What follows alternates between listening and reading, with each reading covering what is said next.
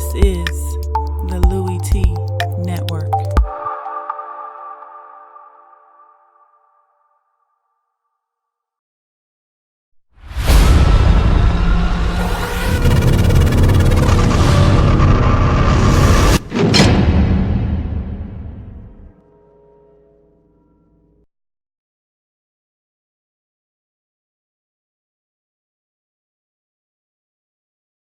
Who else could it be but me, T, here on Lockdown Coverage?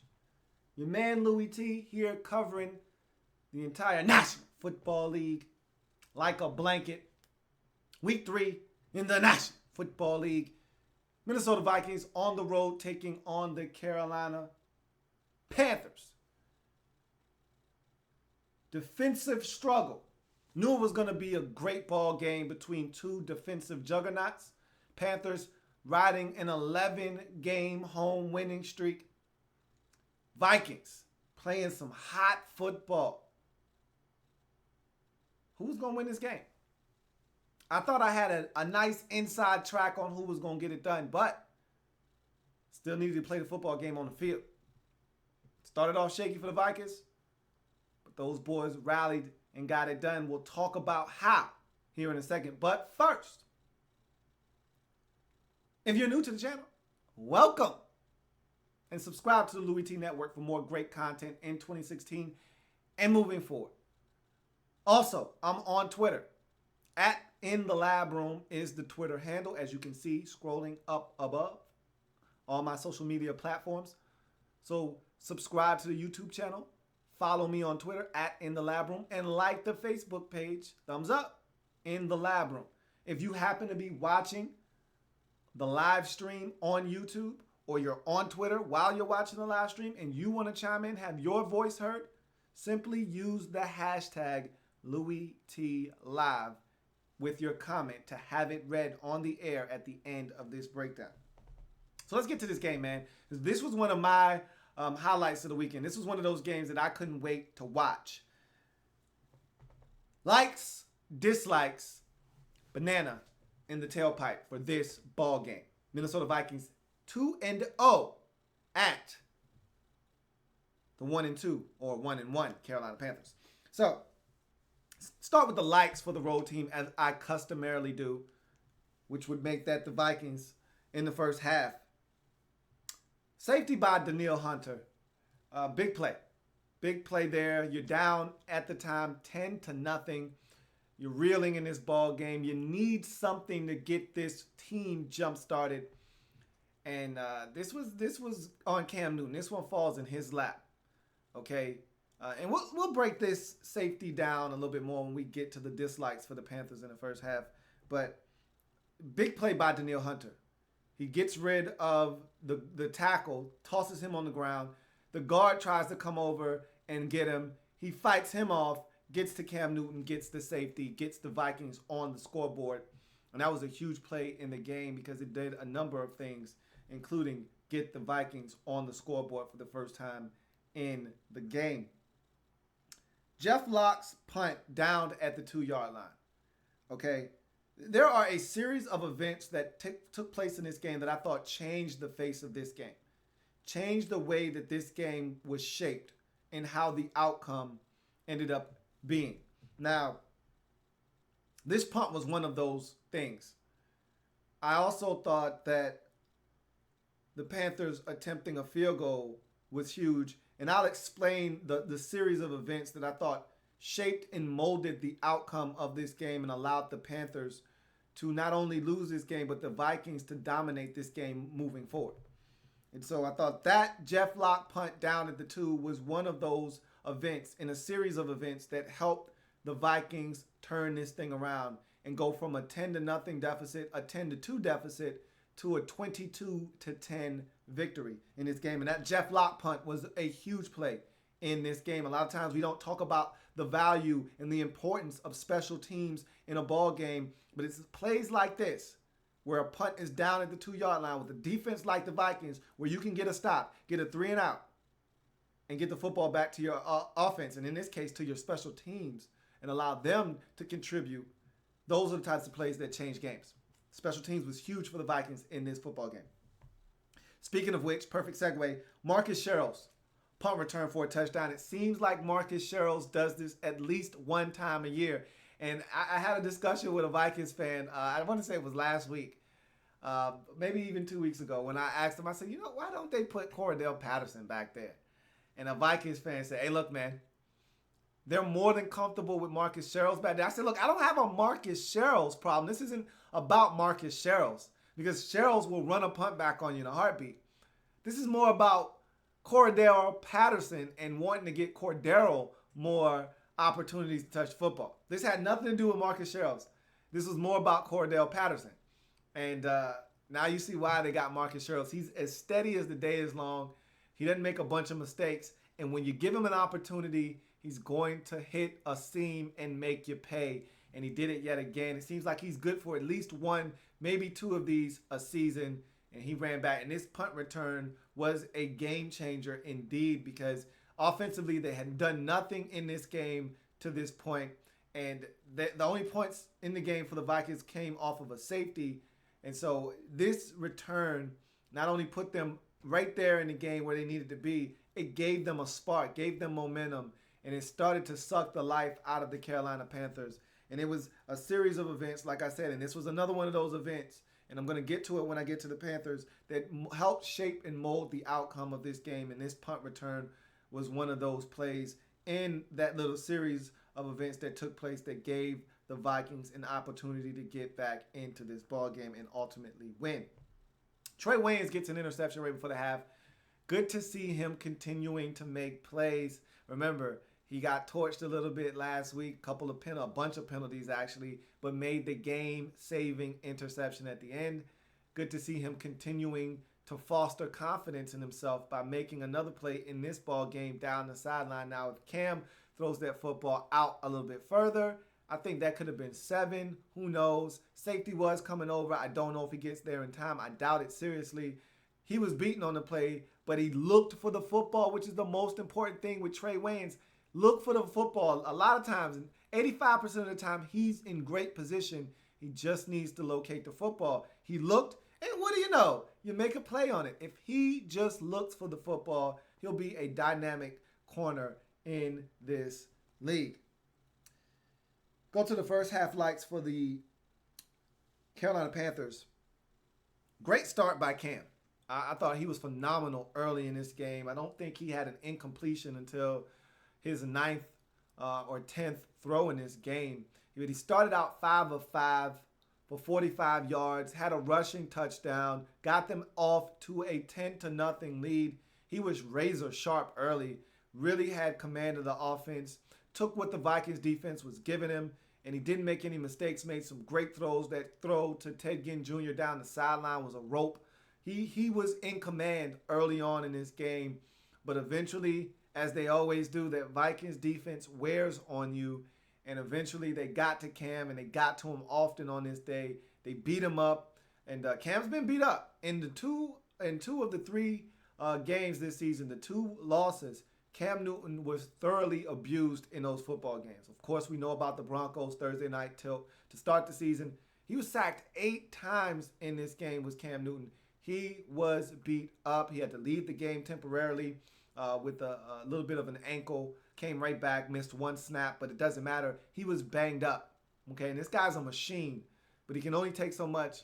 And it's these types of defenses that's going to give the Panthers problems because, again, their offense is good, but it's not dynamic against teams like this, like you saw against Denver. And their defense isn't as good as it was a season ago. Keep that in mind as well. Even though, and we'll talk about their defense here in a second, even though I thought the young fellas in that secondary, they're coming along. You can see them starting to make some plays. They're still not there yet. The defense is my next light. And I said I was going to talk about them in a second. They only allowed 34 yards total in the first half. And the offense for the Vikings, 0 points in that first half. Okay, this defense for the Panthers was borderline dominant in the first half of this game. They were blitzing. They were getting after Sam Bradford. They were stopping the run. They were doing a lot of good things. The secondary, Worley with a great breakup. He's beaten on the play. Charles Johnson has the football in his hands. He dives and punches it out of his hands. Great play by Worley on that play. On the other side, James Bradbury almost had an interception.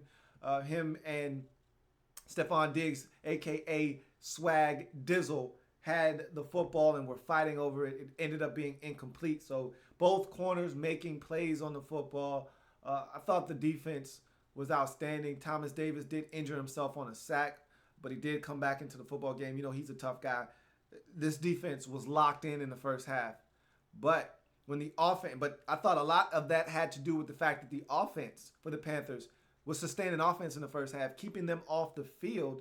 Because the longer you get to look at this Panthers defense, the more you'll be able to figure out what it is going on and take your shots against this defense. And the Panthers offensively didn't do anything in the second half, which allowed the Vikings to get more opportunities to do some things. They made some adjustments, and voila, there you have it. They're able to move the football in the second half. The tables turned. Let's get to the dislikes, however, before we get to the second half. Let's get to the dislikes in the first half of both teams. Start with the Minnesota Vikings. Blair Walsh misses a point after the touchdown. And you're getting to a point now with Blair Walsh where you're starting to look around like, do we need to try out another kicker? This is becoming a problem. I think mentally, he's wrecked. He's a wreck. He's wrecked, and I don't think he'll ever be the same kicker that he was when he first entered the league. I think mentally he is a mess, and he's going to miss more kicks. And he's missed at least a kick in just about every game, if I'm not mistaken. Some kind of kick. Extra point, field goal. And what good is a big leg if I can't trust you to knock them home if you don't have the accuracy? And he's missing extra points with regularity. And extra points cost you in this league. So it makes you have to go chasing points eventually in a game.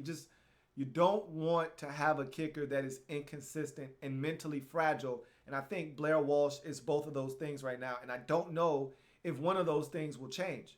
He can get rid of the inconsistency, but I think he will be a mentally fragile kicker. He can make his next 12 kicks, but the minute he misses a pressure-packed kick, he will be a mental wreck again. And I don't think that will ever leave him. That the stain of that NFC Championship game, and he was struggling long before he missed that kick versus the Seahawks in the playoffs. Not the NFC Championship, the NFC wildcard last year. He was struggling long before he missed that kick, that chip shot. But the stain of that miss is going to haunt him for the remainder of his career. I don't know if he'll ever get over it.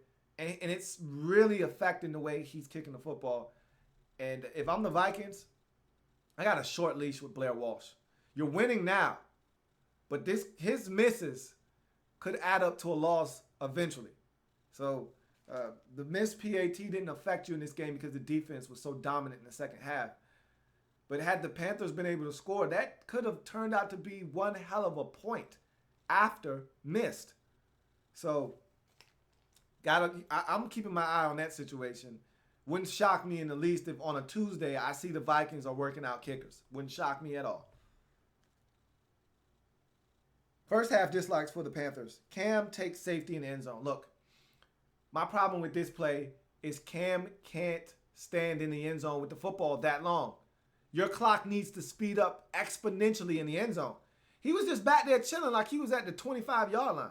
Bruh, you're in the end zone. Run, throw it, do something. Don't stand there. Don't stand there. You can't tell me he didn't see Danielle Hunter destroying his offensive line right in the face. I mean, literally, he was right there off to his left, right in his peripheral vision, destroying his tackle and running by his guard. You got to get out of there, man. And you're too athletic to just stand there and think nobody's coming. Get out of there. You can't take that safety. No way, no way, no way. KB's blocking the back penalty. That was a poor block in the back.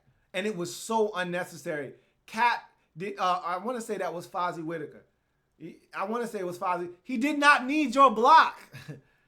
He had that all on his own. He was already cutting to the inside, making two defenders miss and fall down. Trey Waynes may have been able to track him from behind, but he damn sure wasn't going to stop him right where he was at. That block was not necessary. You brought back That block was, to me, the beginning of the end of the Panthers offense. The minute they had that play call back, it's like it sucked all of the life offensively out of this Panthers football team because they didn't move the ball not one time after that penalty. And they were right there. They would have scored. I think they would have gotten into the end zone if that play would have stood. If he didn't have that block in the back, he didn't get in the end zone. He stepped out at like the 4 or 5 yard line. They were going to get in. And it's a totally different ball game. Changes the whole complexity of the game. That penalty pushes them way, way, way back, and they have to settle for a field goal, I believe.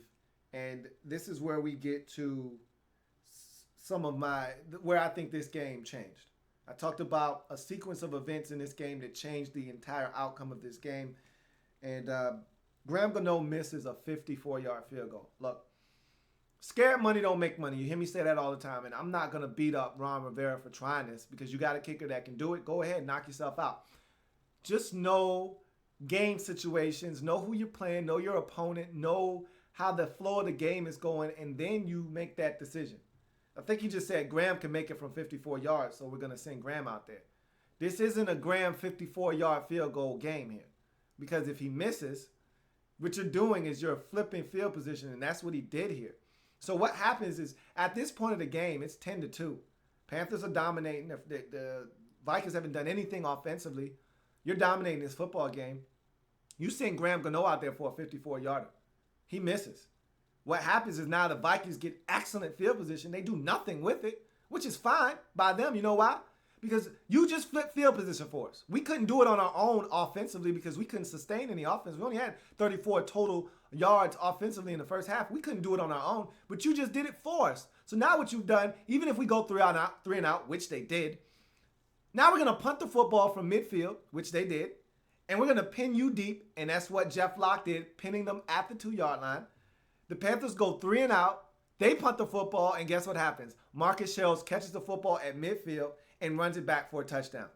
That missed field goal by Graham Gano set that up. It set a chain of events into motion that allowed the Vikings to get on the scoreboard despite the offense struggling. If you're Ron Rivera in a game like this, your defense is dominating. You punt the football there. You don't send Graham Gano out there because the risk is way higher than the reward. The reward is 3 points. Great.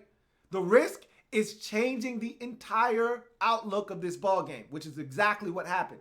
You punt that football, and even if it's a touchback and they got to start at their own 20, guess what? Your defense is dominating, okay? Pin them back in their own territory deep. Make them kick the football to you. You keep the field position in your favor, not the other way around. That was a huge mistake in my mind, and it changed this game. That punt after the missed field goal and after the 3 and out by the Vikings, that punt by Jeff Locke that's down at the 2-yard line was huge. Vikings come out, get a 3 and out stop, force the Panthers to punt the football, and then Marcus Shells runs the punt back, makes it a 10-8 ball game. Game was never the same. Vikings had all the momentum they needed, go to the halftime break down 2, come back out, and they take care of business in the second half. I thought that missed field goal and the decision to kick it was the game-changing and turning point of this ball game. Cam, interception before half. Look, if he puts some more air on that, I think Ted Ginn runs under it. He had Trey Waynes beat by about a step. I don't think the safety gets over there in time. But again, you're complaining about essentially what amounts to somewhat of a Hail Mary at the end of the first half. If he puts more on that, and I know he has the arm strength to do it, maybe it's a completion, maybe it's a touchdown, who knows? But he didn't. It's picked off. You just go to the halftime break up 10-8. Let's go to the lights for the second half. For the Vikings, opening drive of the second half. I thought it was phenomenal. You come out, there was a great balance of run and pass. You get don't tell nobody about the secret weapon known as Jerick McKinnon with a couple of nifty runs in there. You get Matt Asiata to come in and be a bulldozer. Then you get a little confidence out of Sam Bradford. They protect him. He starts throwing BBs to Stephon Diggs. All of a sudden now Kyle Rudolph getting involved. And next thing you know, you're in the red zone and you get a chance to throw it up to your big tight end and he goes up and makes a play for you over Shaq Thompson. And just like that, you're in the lead. You go for 2, you hand it to the secret weapon, and he gets in the end zone on another tough run. And that from that point on, the Vikings had command of this football game, taking the lead 16-10. They would never relinquish that lead again after that touchdown drive to start the half. They made adjustments at halftime. They came out, made some plays offensively, got in the end zone, and that to me was a huge drive coming out of halftime. The defense is my next light for the Vikings in this game. 3 interceptions of Cam Newton. They harassed him, beat him up all day long. 8 sacks. They were all over him. They stopped the run. They forced Cam Newton to beat them, and he couldn't do it by himself. And give some credit to this Vikings defense. I think they could be the best defense in the league. I know the Broncos will have a lot to say about that, but the Vikings don't give up points. See, the Broncos, you can score on their defense. Their defense just shows up when the game's on the line and they got to have it. The defense goes out and gets it. With this Vikings team, you find it hard to score on them. Okay, they don't give up a bunch of points. They gave up 10 in week 1. They gave up 14 in week 2. They gave up another 10 in this game. You don't score on this Vikings defense. They're very stingy, and their defense showed up in drones. It was good to see the X-Man, Xavier Rhodes, back out on the field. He makes a huge difference out there on the field because now you don't have to have Trey Wayans out there all the time out on the island if you don't want to. They still got Newman out there. They love Terrence Newman, and he's still running really, really fast, but you can mix it up now. You got 3 solid corners that you can rely on instead of just 2, so that makes a huge difference in that secondary. Thought the defense was phenomenal. They started out slow. Okay, Panthers moved the football on the first couple of possessions of the game. They scored 10 points, but after that, they put the clamps down, turned the faucet off, and the Panthers were no longer able to sustain offense nor score points in this ball game. Every time they started to move the ball, they would sack Cam Newton, drive him back, put him in long down and distance situations.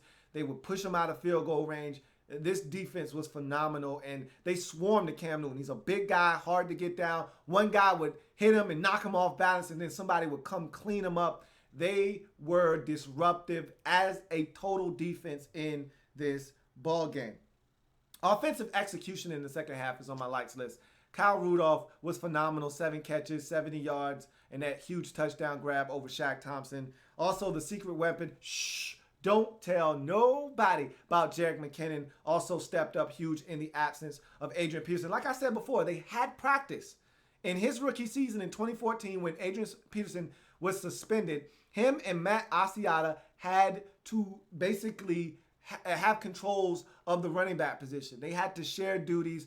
They had to take the reins and be the ball carriers and the bell cows for that Vikings team that year when they went 7-9 in Mike Zimmer's first year. Look, they've had experience in doing this, so they're not foreign to this. They're not afraid of this moment, and I thought that Jerick McKinnon played well, and in the snaps that Matt Asiata got, I thought he performed well in helping them move the football in the second half, execute well, and put up some points in the second half of this game. Let's go to the second half lights for the Carolina Panthers. There are none. Nothing they did in the second half was impressive. The defense gave up 13 points, which isn't a lot, but it's a lot of points. And actually, they gave up 14 points in the second half. They got the 2-point conversion as well and 2 field goals. With 14 points isn't a lot, but your offense didn't score any. So you weren't at liberty to give up anything. And so the defense wasn't ultra impressive like it had been in the first half. And the offense was just stagnant in the second half. The Vikings put the clamps down on them, like I said, turned the faucet off, and didn't allow the Panthers to do anything in the second half of the game. So there are no lights. Special teams didn't bail them out, didn't make a play for them, nothing. It was tough sledding for the Panthers in the second half of this game. And meanwhile, you go to the dislikes in the second half, go to the Vikings. Marcus Sherrills drops an interception. Cam Newton makes a mistake over the middle of the field. Sherrills is there, has a chance to pick it off, hits them both in both of his hands, and he just dropped it. There's an opportunity to make a play. You got to take it, but it didn't really matter on this day because the very next play, Cam Newton is under duress as your defensive end, Everson Griffin, gets in the backfield, has Cam Newton, is about to wrestle him down to the ground. Cam throws the football up for grabs. It is picked off by Tom Johnson. So still got the turnover on the next play. Anyway, that's how ferocious this defense is. Oh, we dropped an interception. We'll get it the next play. Don't worry about it. And that's what they did. And that's what this Vikings team was in this football game versus the Carolina Panthers in week number 3. You go to the Carolina Panthers dislikes in the second half. No offense. I talked about it already, but the offense simply couldn't get anything going in the second half. No running game. Cam Newton was flustered and he was under duress and he couldn't get free. Normally he can run away from defenses and create with his legs. This is an uber athletic defense. It's almost like staring in a mirror if you're the Panthers, because your defense is athletic and guys can run. Their defense is the exact same way. It's young, it's vibrant, it's athletic, and they can fly around and make plays. And so Cam had nowhere to go. Even the defensive lineman can run, so he couldn't escape the pocket, extend plays. He was seriously at a disadvantage in this game because his offensive line was getting destroyed and he had nowhere to go. Delay a game on 3rd and 3. You can't do that late in the ball game. You're trying to go get some points and make this a game and give yourself a chance to come back and steal this one at the end. Can't have a delay of game on 3rd and 3. Now, they would ultimately convert that 3rd and 8. But again, don't put yourself in that position against a defense that had been stifling you all day. Don't give them a chance to tee off on you, pin their ears back, and come after you on 3rd and 8 versus 3rd and 3. Those were my dislikes for the second half of this game. The Panthers just simply could not get it done in the second half of this ball game after starting out red hot, putting up 10 points early. The Vikings figured him out, got after Cam Newton, flustered him, made him uncomfortable, sacked him 8 times, forced him to throw 3 interceptions. They were all over Cam Newton yesterday, and they get the win 22-10. Thought the offense for the Vikings stepped up in the second half. They didn't do much, but they did enough. And when you play the type of defense that they play, that is all you need to do. You don't have to be special. You just need to do enough. And they did that in this game. And I'll take it a step further. If Teddy Bridgewater is your quarterback in this game, you do not win this football game. I don't mean to be the bearer of bad news, but Sam Bradford gives you a better chance to win than Teddy Bridgewater does. I'm just saying, don't kill the messenger. He can throw the football, to me, better than Teddy Bridgewater can. And so he's going to give you guys a chance. If you can keep him healthy, Sam Bradford's going to give you a chance in the NFC. It's going to do it for this breakdown. Let's see if I have any comments before I get out of here. And I don't. So I'm going to go ahead and get out of here. Check Twitter real quick just to make sure. Nothing on Twitter. So I will exit stage left here on lockdown coverage. If it happens in the National Football League, whether big or small, we cover it all here in the lab room. Come back and join me as I continue to break down anything and everything in the National Football League. Panthers dropped to 1-2 on the season, snap their 11-game winning streak at Bank of America Stadium. Looks like they'll have to start a new streak. Meanwhile, the Vikings continue their red-hot start, now 3-0 on the season. They're playing some outstanding football. Now they got a big one at home versus the New York Giants. See if they can keep this party going as they start the season 3-0. The last time they started the season 3-0, they won the division in 2009 and had a deep run into the postseason with Brett Favre. So, it's going to do it for me. I will see you guys next time. Got plenty more games to break down. Got the Rams and the Bucks. Got Colts and Chargers. Got a bunch of games left on the docket, so don't you guys go too far now. We're changing the game. One live feed at a time. I'll see you guys a little bit later on in the afternoon. Have a good one.